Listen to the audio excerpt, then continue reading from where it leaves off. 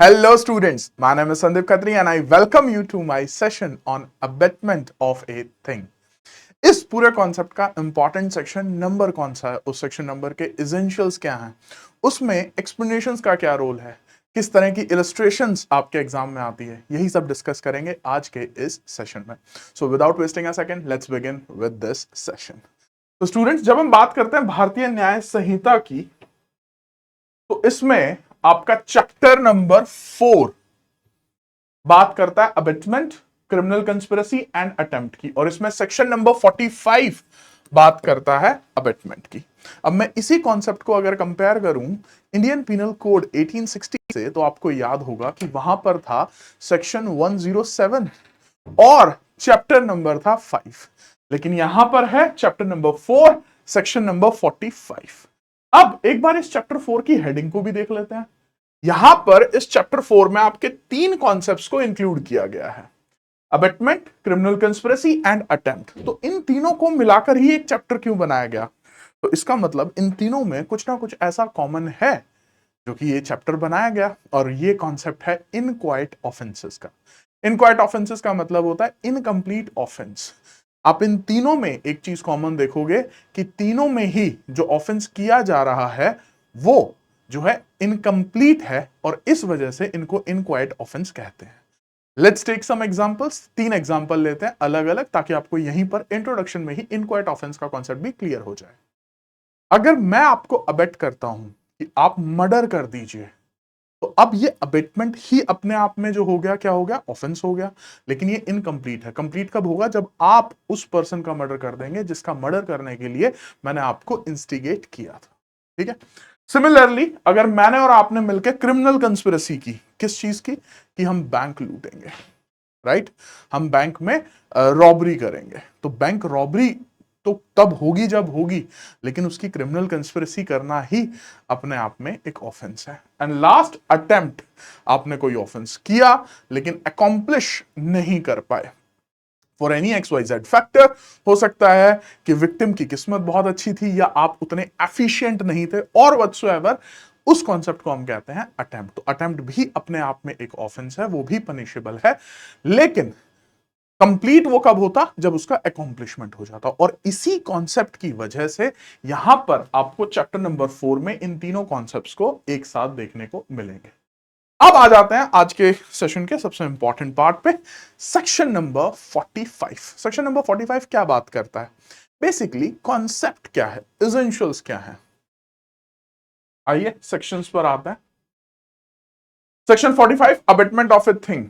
तो मैंने आपके लिए 3 कीवर्ड्स को यहां पर अंडरलाइन किया है. पूरा का पूरा सेक्शन भी हम पढ़ेंगे, लेकिन याद करने के लिए, समझने के लिए, तो समझते हैं कि अबेटमेंट का बेसिकली कॉन्सेप्ट है क्या. तो देखिए, कॉन्सेप्ट ये है कि अगर एक पर्सन, इसको एक चार्ट से भी समझ सकते हैं हम, ये देखिएगा, जस्ट अ सेकेंड.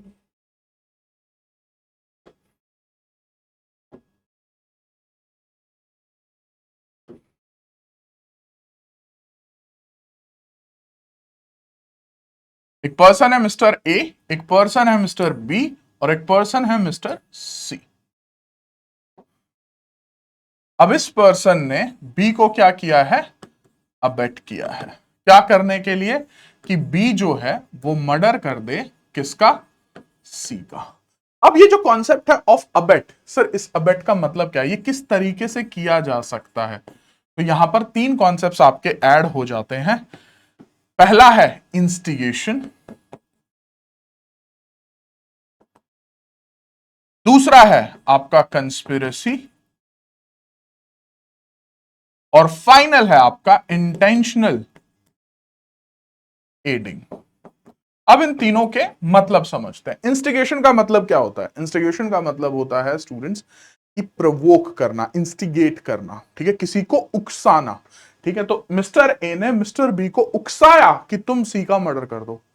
तो अब अगर यहां पर बी ने सी का मर्डर कर दिया, दैट, तो उन सर्कमस्टांसेस में बी ने तो मर्डर कर दिया, उसे तो मर्डर की पनिशमेंट मिल जाएगी. बट व्हाट अबाउट ए, जो कि यहां पे मास्टरमाइंड था? उसको क्या पनिशमेंट दोगे? क्या उसको मर्डर की पनिशमेंट दे सकते हो? तो आंसर आएगा, बट ए ने तो मर्डर किया ही नहीं. And at that moment, because of this, we need the concept of instigation. We need the concept of abetment. और इसी वजह से हमने abetment को भी ऑफेंस बनाया है। यहां पर मैं आपको एक चीज और बता दूं, मर्डर हो या ना हो, अगर आपने इंस्टिगेशन किया है, then you are liable as an abettor of that particular offence और आपको पनिशमेंट होगी। सेकंड है आपका कंस्पिरेसी, मतलब ए और बी ने मिलकर कंस्पिरेसी की और उसके बाद बी ने सी का मर्डर कर दिया, तो even in that case also a कौन हो गया, आपका अबेटर हो गया। और तीसरा इंटेंशनल एडिंग, इंटेंशनल का मतलब विद इंटेंशन कोई काम करना, ठीक है। एडिंग, एडिंग का मतलब है यहां पर मदद करना।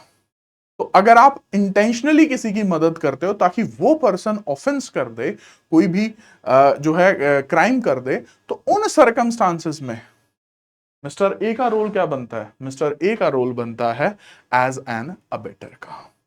अब इसकी लैंग्वेज पे जाने से पहले कुछ और एग्जांपल्स डिस्कस कर लेते हैं, उसके बाद आते हैं सेक्शन नंबर पे। एग्जांपल लेते हैं, ए और बी, ए ने क्या किया, बी को उकसाया। क्या उकसाया कि अगर तुम सी का मर्डर नहीं करोगे तो तुम्हारा तो सोसाइटी में एक मजाक बन के रह जाएगा, और उस उकसाने की वजह से बी ने सी का मर्डर कर दिया। तो क्या यहां पे अबेटमेंट हुई by A, answer is yes. दूसरा एग्जांपल, ए और बी ने मिलकर कंस्पिरेसी की कि बी एग्जाम में किस तरीके से चीटिंग कर सकता है, किस तरीके से पर्चियां बना सकता है, एंड सो ऑन। अब यहां पर क्या ए के तरफ से अबेटमेंट हुई, आंसर इज अगेन यस।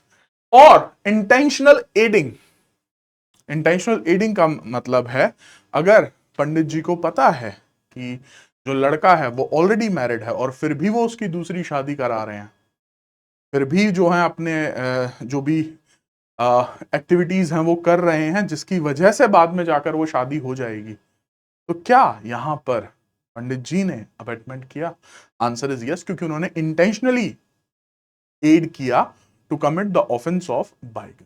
तो ये मैंने आपको तीन तीन डिफरेंट एग्जांपल्स दिए ऑफ अबेटमेंट। अब एक बार इसके सेक्शन की तरफ देखते हैं, सेक्शन के एसेंशियल्स की तरफ देखते हैं।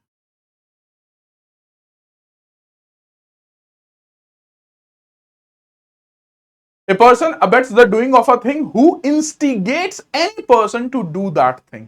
तो सबसे पहला है, आप अगर इंस्टिगेट करते हो किसी भी पर्सन को, यहां पर देखिएगा लास्ट में और लिखा हुआ है, और लिखा हुआ है, इसका मतलब आइदर दिस और दिस और दिस, इन तीनों में से किसी एक में या एक से ज्यादा में अगर आपका केस फॉल करता है, so that is the case of abetment.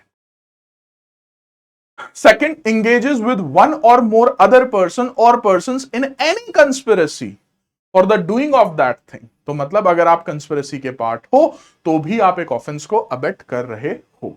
If an act or illegal omission takes place in pursuance of that conspiracy and in order to that doing of that thing। ये जो second line है ना यहां पे, इसमें भी एक concept है जो कि बेसिकली इसको डिफरेंशिएट करती है with the concept of criminal conspiracy. कैसे? अगर यहां पर मैंने और आपने मिलके कंस्पिरेसी की लेकिन बाद में आपने जाकर वो ऑफेंस किया ही नहीं, तो क्या वो अबेटमेंट मानी जाएगी? And the answer is no. Sir कहां पर लिखा हुआ है? इसको दोबारा से वर्ड बाय वर्ड रीड कीजिएगा। Engages with one or more other person or persons in any conspiracy for the doing of that thing. If मतलब ये कब माना जाएगा? जब ये कंडीशन फुलफिल हो जाएगी। और यहां पर कौन सी कंडीशन गिवन है? इफ एन एक्ट और illegal omission takes place in pursuance of that conspiracy, मतलब वो जो भी एक्ट है या कोई इलीगल ओमिशन है जिसकी आपने कंस्पिरेसी की थी, वो क्या करता है? Takes place in pursuance of that conspiracy, तभी वो जो है अबेटमेंट ऑफ ए थिंग होगी बाय कंस्पिरेसी। लेकिन इस तरह का कॉन्सेप्ट इंस्टिगेशन में नहीं है। मतलब इंस्टिगेशन हो गई, उसके बाद आपने वो इलीगल एक्ट या इलीगल ओमिशन किया या नहीं किया, उससे कोई फर्क नहीं पड़ता। दोनों ही सर्कमस्टांसेस में वो अबेटमेंट होगी। Last C, intentional aids by any act और illegal omission the doing of that thing. Intentionally aid मतलब जानबूझकर मदद करना। अब एक कुछ एग्जांपल लेते हैं। सर क्या हम अनजाने में भी किसी की मदद कर सकते हैं? Let's take an example. मान लीजिए आप मेरे पास आए और आपने कहा कि सर मुझे लैपटॉप चाहिए 1 घंटे के लिए। तो मैंने आपको लैपटॉप दे दिया क्योंकि आपको लैपटॉप चाहिए था। लेकिन आपने उसको लैपटॉप को यूज करके आपने कोई वहां पर आईटी से रिलेटेड कोई ऑफेंस कमिट किया, कुछ हैकिंग एंड सो ऑन, कोई भी ऑफेंस आपने कमिट किया। अब क्या मुझे इसकी जानकारी थी कि आप इसको लैपटॉप को इस तरीके से यूज करने वाले हो? Answer is no. तो क्या मुझे अबेटमेंट की पनिशमेंट मिलनी चाहिए? क्या मैंने आपको इंस्टिगेट किया था हैकिंग करने के लिए? क्या मैंने आपके साथ कंस्पिरेसी की थी? क्या मैंने इंटेंशनली एड किया? And the answer is no, a clear no. Why? क्योंकि मेरी कोई भी ऐसी मंशा नहीं थी। लेकिन अगर मुझे आपके इरादे पता है और तब भी मैं आपको अपना लैपटॉप दे रहा हूं कि ठीक है, आपको जो करना है, जो भी ऑफेंस करना है, मेरे लैपटॉप को यूज करके आप कर लो, तो उन सर्कमस्टांसेस में without any doubt I am doing intentionally aiding, जिससे कि मैं कर रहा हूं abetment of that particular offence. अब एक एग्जांपल और लेते हैं। इसमें जो आपके एग्जाम में भी बहुत बार ये क्वेश्चन आया हुआ है कि मान लीजिए एक हस्बैंड और वाइफ के बीच में झगड़ा होता है। वाइफ गुस्से में आके कैरोसिन अपने ऊपर डाल लेती है और कहती है मैं तो अपने आप को अभी के अभी आग लगाऊंगी, और हस्बैंड वहां पर उसके हाथ में लाइटर दे देता है और वाइफ उसके बाद लाइटर जलाती है और खुद को आग लगा लेती है। तो अब सवाल यह आता है कि क्या यहां पर अबेटमेंट है या नहीं है? The concept is in front of you. क्या इंस्टिगेट किया, कंस्पिरेसी की, इंटेंशनल एडिंग की? ठीक है, तो आंसर इज इंटेंशनल एड्स। बहुत बार ऐसी भी सिचुएशन हो सकती है कि आपको ये लगेगा कि सर ये तो इंस्टिगेशन में भी फॉल कर रहा है और इंटेंशनली एड में भी फॉल कर रहा है, या कंस्पिरेसी में भी फॉल कर रहा है, इंस्टिगेशन में भी फॉल कर रहा है, मतलब दो या दो से ज्यादा में आपका फॉल कर रहा है, तब भी वो अबेटमेंट ही होगी। Don't need, no need to worry about that. ठीक है, अगर किसी एक या दो या तीनों में आपका केस फॉल करता है, that is a case of abetment of a thing. ठीक है जी, अगर तीनों में से किसी में भी फॉल नहीं करता है तो answer is very pretty much clear कि ये अबेटमेंट का केस। अब इसमें आपकी कुछ एक्सप्लेनेशन भी है, उनको भी पढ़ लेते हैं। एक्सप्लेनेशन क्या कहती है? एक्सप्लेनेशन 1 इंपॉर्टेंट है, एग्जाम में बहुत बार पूछी जाती है। A person who by wilful misrepresentation, keyword है यहां पे विलफुल मिसरिप्रेजेंटेशन। ठीक है जी, विलफुल मिसरिप्रेजेंटेशन का मतलब क्या होता है? अपनी इच्छा से मिसरिप्रेजेंटेशन करना। जैसे फॉर एग्जांपल आप मुझसे पूछो कि आपका नाम क्या है, अब मैं कहता हूं Sandeep Khatri, that's a right presentation. ठीक है, लेकिन मैं कहूं मेरा नाम शाहरुख खान है, इट मींस मैं क्या कर रहा हूं? विलफुल मिसरिप्रेजेंटेशन कर रहा हूं। और by wilful concealment, wilful concealment का मतलब होता है छुपाना। बहुत बार आप कुछ ना बोलकर भी बहुत कुछ बोल जाते हो, तो ये विलफुल कंसीलमेंट वही उसी कैटेगरी में फॉल करता है। ऑफ ए मटीरियल फैक्ट, किसकी मिसरिप्रेजेंटेशन कर रहे हो, क्या छिपा रहे हो? एक मटीरियल फैक्ट। मटीरियल फैक्ट से मुझे याद आया, जजमेंट राइटिंग जब आप करोगे या आप कोई भी जजमेंट पढ़ते हो तो उसमें सबसे पहले क्या चीज पढ़ते हो? उसके material facts. The material facts of the case, जो सबसे important facts of the case होते हैं, वो आपके मटीरियल फैक्ट्स की कैटेगरी में फॉल करते हैं, which he is bound to disclose.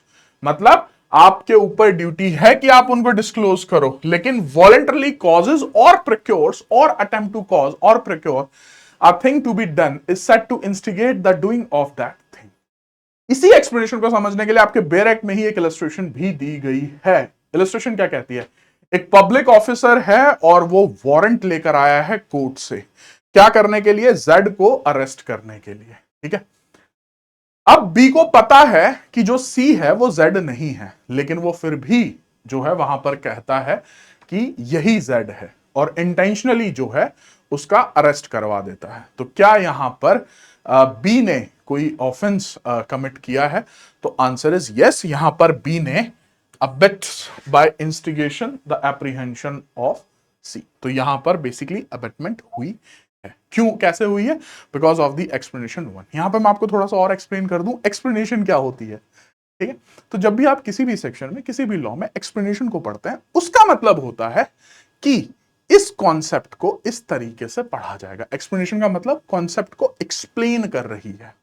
अब फॉर दैट मैटर 2 सेकंड के लिए मान लीजिए ये एक्सप्लेनेशन यहां पर ना होती और हमारे सामने ये सवाल आ जाता कि सर अगर कोई विलफुल मिसरिप्रेजेंटेशन कर रहा है या विलफुल कंसीलमेंट कर रहा है किसी भी मटेरियल फैक्ट का, तो क्या वो उन जो कि बाउंड टू डिस्क्लोज है, क्या उस पर्सन पर भी अबेटमेंट लग सकता है?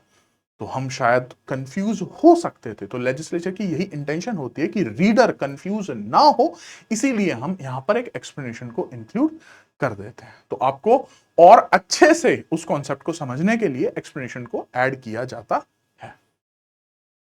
एक कॉन्सेप्ट और देखते हैं यहां पे, एक्सप्लेनेशन 2। यहां पे दो कीवर्ड हैं, आइदर प्रायर और at the time of commission. बहुत ही बेसिक और कॉमन सेंस वाला पॉइंट है। कैसे?